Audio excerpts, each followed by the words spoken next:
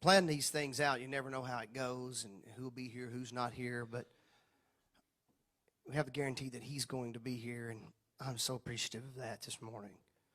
This has been everything up to this point that I'd hoped it would be, a time when we would just come together and silence the hustle and bustle for just a little bit and just feel his presence. Not just sing about it, not just think about it, but just get in it for just a little bit. And boy, he's here in such a sweet way today. And as I prayed about this service and, just looking ahead in the calendar and realizing that Christmas Eve would be on Sunday and it would be just a special opportunity to do something different.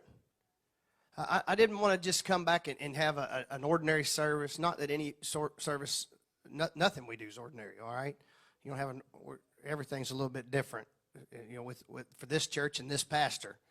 We're not normal in any stretch of the imagination, but I wanted to do something special just to commemorate this morning. And this story is one of my favorites of the Christmas season. My mom read it many years ago, and I've never, I don't know that I've ever been able to get all the way through it without crying or being touched just at an emotional level. So that's where my mind began to go, and I really felt an inspiration. Now, Sister Teresa probably is questioning that right now, but I just asked her if she would read this for us today. And that is so far out of her comfort zone. She doesn't like being up here at all, and she likes it even less right now. But because, number one, she loves Jesus. Thank God for that. And she loves me, and she loves you. So she's going to step out of her comfort zone and share a story with us today. And this morning, as we read through it together, sitting in the living room, she began to read this story and became choked with emotion. She said, and tears were streaming. She said, I don't know that I can get through this. And I said, that's why I want you reading this story, because you know how much it means to me. I mean, we could get somebody that's a great orator to come and read this and pause at all the right places, say all the right things, and be, leave saying that was a beautiful story. But you can rest assured what we're going to hear today, it comes from the heart. So, Brother Justice, if you would do us the honor of helping Sister Gabbard come this direction. She's hidden among the stuff in the sound room. Justice was a bit bewildered there because her seat was empty. It's a story. It's called The Secret of the Gifts. And it's an older story. A man by the name of Peter Fluke wrote the story, if you want to look it up. But it's one that has been a treasured part of our family for many years. And we want to share it today. And then we're going to come down and spend some time around the altar.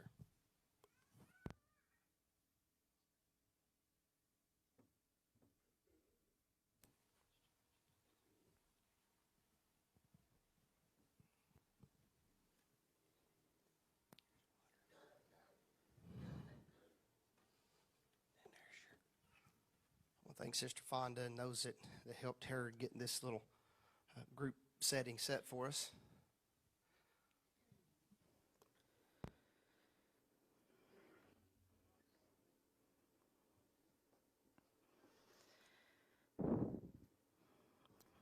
The Secret of the Gifts. The story has been told for centuries now. The story of Gaspar, Melchior, and Balthazar, and the gifts they brought to the newborn king, and of how they saw the star and followed it for weeks across mountain, valley, and desert.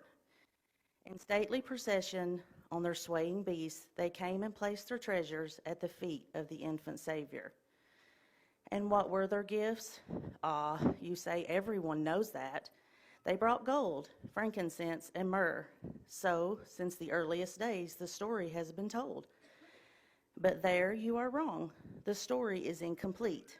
You see, the story was told by those who had seen the wise men on their journey, and by those who stood by in wonderment as the wise men dismounted from their weary camels and strode to the door of the rude stable. They watched as the wise men held their jeweled caskets high before them. That much the world saw. And so the story has been told. But that is not the whole story. And if you listen very carefully and very quietly, you will hear the rest of it. You shall hear what happened when the wise men entered the stable, and you shall learn the secret of the gifts. The first of the 3 visitors to approach the stable was Gaspard. His cloak was of the finest velvet, trimmed with flawless fur. At his waist and throat were clusters of gems, for Gaspard was a wealthy man. Those who watched saw only that he paused at the stable door. "He prays," they whispered one to another as they saw Gaspard's lips move, but they were mistaken. They could not see that it was the angel Gabriel, guarding the holy place before whom Gaspard stopped. "And who are you?"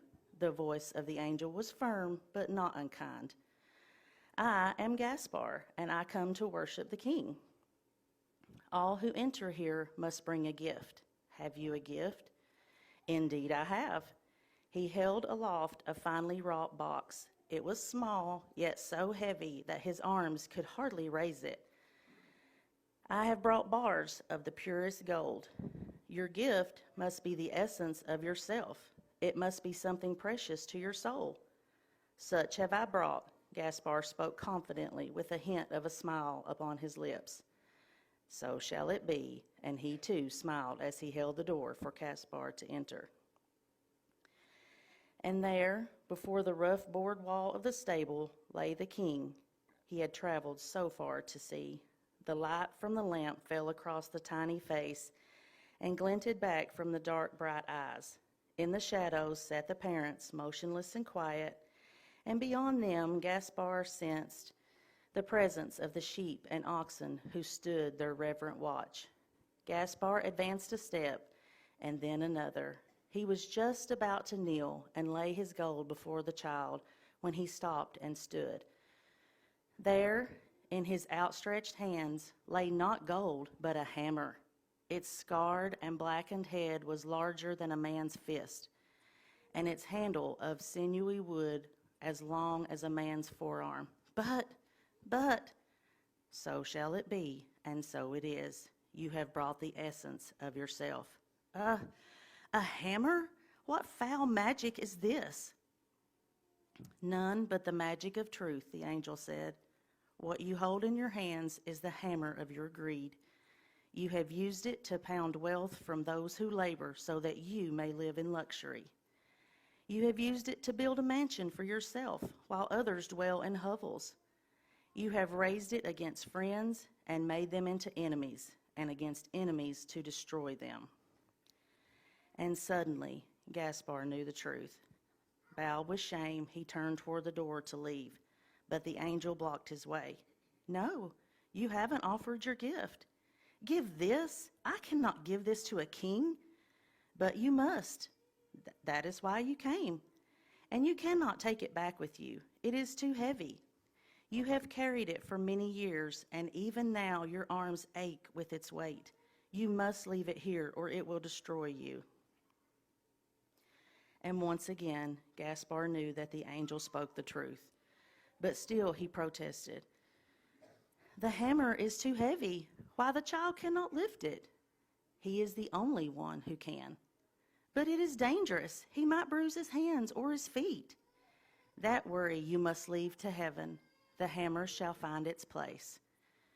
Slowly Gaspard turned to where the Christ child lay, and slowly he placed the ugly hammer at the baby's feet. Then he rose and turned to the door, pausing only for an instant to look back at the tiny Savior before he rushed outside. The waiting world saw only the smile that wreathed Gaspard's face as he emerged from the stable. His hands were raised, as though the wings of angels graced his fingers. That much the world saw. And so the story is told. Next to step to the door of the stable was Melchior, the learned Melchior. He was not so resplendent as Gaspar. He wore the darker robes of the scholar, but the length of his beard and the furrows in his brow bespoke one who had lived long with wisdom of the ages. A hush fell over the onlookers as he too paused before the door. But only Melchior could see the angel who stood guard. Only Melchior could hear him speak. "What have you brought?" "I bring frankincense, the hidden fragrance of hidden lands and bygone days." "Your gift must be something precious to your soul." "Well, of course it is." "Then enter and we shall see." And Gabriel opened the door. Melchior stood breathless before the scene within. In all his many years of searching for elusive truth, he had never sensed such a presence as this. He knelt reverently, and from beneath his robe he withdrew the silver flask of precious ointment. But then he drew back and stared. The vessel was not silver at all. It was common clay, rough and grained as it might be found in the humblest cupboard. Aghast, he pulled the stopper from its mouth and sniffed the contents. Then he leaped to his feet, only to face the angel at the door. "I have been tricked. This is not frankincense I brought." "Well, what is it then?" "It is vinegar." "So shall it be, and so it is. You have brought what you are made of. You bring the bitterness of your heart. The soured wine of life, turned grim with jealousy and hate. You have carried within you too long the memory of old hurts. You have hoarded your resentments and breathed on sparks of anger until they have become as embers smoldering within you. You have sought for knowledge, but you have filled your life with poison." As he heard these words, Melchior's shoulders drooped. He turned his face away from Gabriel and fumbled with his robe as though to hide the earthen jar. Silently, he sidled toward the door. "Wait, you must leave your gift." "How I wish I could.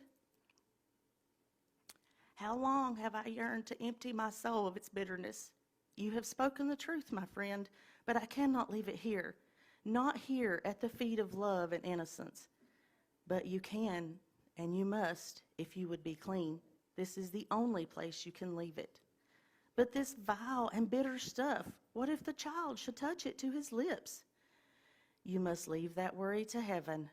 There is a use even for vinegar." So Melchior placed his gift before the Savior, and they say that when he came out of the stable, his eyes shone with the clearest light of heaven's truth. His skin was as smooth as a youth's, and he lifted his face to gaze on horizons he had never seen before. In that, at least, the story is correct. Yet there is one more visitor to make his offering. He strode forward now, his back as straight as a tree, shoulders firm as an oaken beam. He walked as one born to command. This was Balthazar, leader of many legions, scourge of walled cities. Before him, as he grasped it by its handle of polished ebony, he carried a brass-bound box. A murmur ran through those who watched as they saw him hesitate before the door.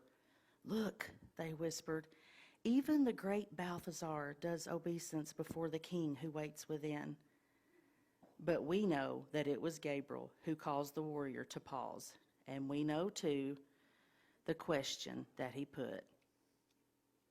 "Have you a gift?" "Of course. I bring a gift of myrrh, the most precious bounty of my boldest conquest. Many have fought and died for centuries for such as this. It is the essence of the rarest herb." "But is it the essence of yourself?" "It is." "Then come, and we shall see." Even the fearless Balthazar was not prepared for the wave of awe that struck him as he entered the holy place of the Christ child. He felt a weakness in his knees such as he had never known before. Closing his eyes, he knelt and shuffled forward through the straw in reverence. Then, bowing his face until it was near the ground, he slowly released his grip upon the handle of the box. Balthazar raised his head and opened his eyes. What lay before him at the baby's feet was his own spear. Its smooth, round staff still glistened where the sweat of his palms had moistened it, and the razor edges of its steely tip caught the flickering light of the lamp. It cannot be. Some enemy has cast a spell. That is truer than you know. 1,000 enemies have cast their spell on you and turned your soul into a spear. Do you think I like to kill? You angels know nothing of this world. I am the defender of my people. Were it not for my spear leading them in battle, we should have been destroyed long ago. The angel paused before he spoke. Living only to conquer, you have been conquered. For a moment, Balthazar hesitated. Then, taking control of himself, he reached down and grasped his spear and turned toward the door. I cannot leave this here. My people need it. We cannot afford to give it up. Are you sure that you can afford to keep it? A long moment passed. Finally, Balthazar loosened his grip and the spear dropped toward the floor. But here? Is it safe to leave it here? This is the only safe place to leave it. But he is a child, and the spear is sharp. It could pierce his flesh. That fear you must leave to heaven. And they say that Balthazar went calmly from the stable, his arms hanging gently at his sides. They say that he walked first to Gaspar and then to Melchior, where they waited and embraced them as brothers. Then turning to the others who watched, he went first to one and then to the next, enfolding each in his outstretched arms as one, greeting beloved friends whom he had not seen for a very long time. And now you know the whole of it, the truth of the tale as it has always been told, and the deeper truths of the tale as it actually happened so long ago. But what of their gifts, you ask? What of the hammer and the vinegar and the spear? Strange gifts to give a child, strange offerings to lay before a king. Well, there is another story about them and how they were seen once more on a lonely hill outside Jerusalem. But you must leave that worry to heaven, for that is a burden heaven took upon itself.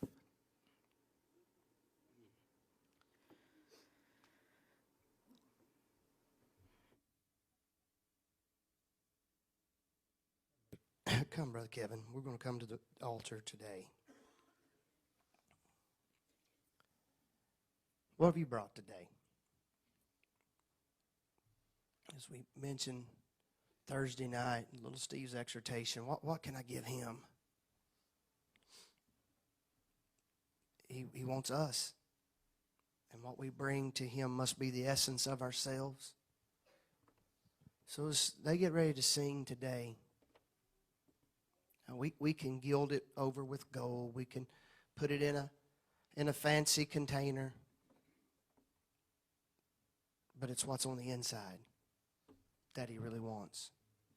The bitterness, the poison, the hurt, the frustration, the mistakes, the wasted years. What he's looking for is what makes us who we are. Because really what he's looking for is us. And until he has all of us, he can't regenerate us. Being born again, that's what this season's about. A new creation. But for too many times and for too many of us, we only give those parts that we feel like are redeemable. So we give God this and then keep that back. That's dark. There's nothing God could want in that. But if we only give him part, then he only redeems that part. And he wants to take it all today. So as they sing, will we stand all over the house?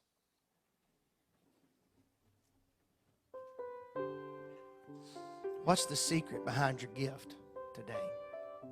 Thank you for coming to worship today. What's behind the gift? That's what he really wants. So take a minute, collect your thoughts, and let's take this moment of vulnerability before the manger today as we celebrate the birth of the Savior, and let's bring him the essence of what makes us who we are and allow him to make us what he wants us to be. Let's come today and spend some time in prayer.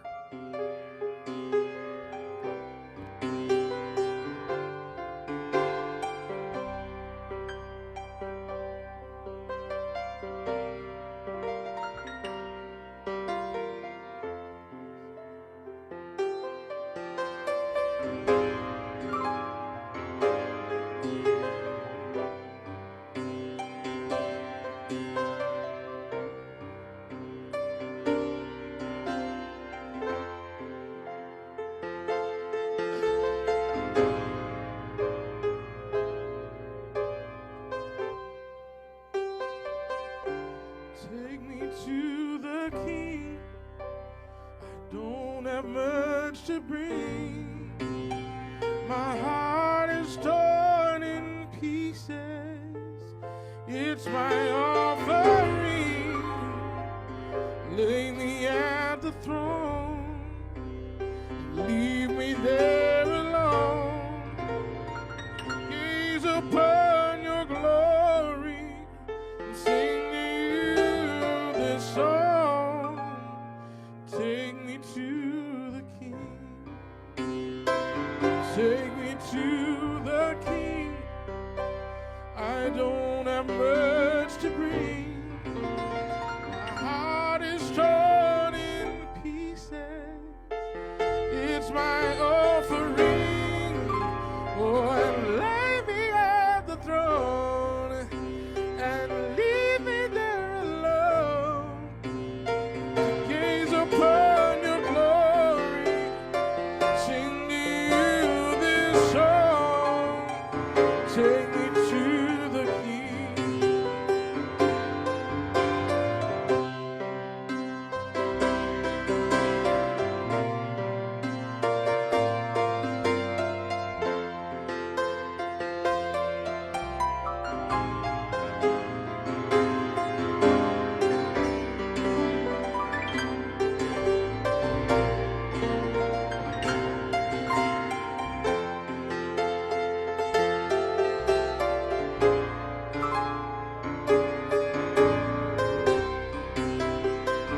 Take me to the King. I don't have much to bring. My heart is torn in pieces. It's my offering.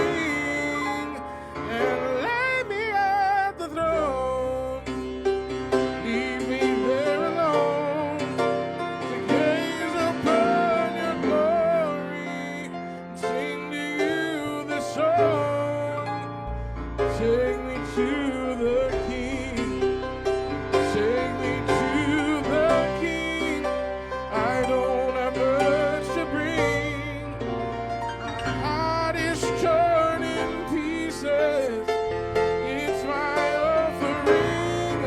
Oh, and lay me at the throne and leave me there alone. Gaze upon your glory to sing to you this song. Take me to the King. Truth is I'm tired. Options are few. I'm trying to pray. But where are you?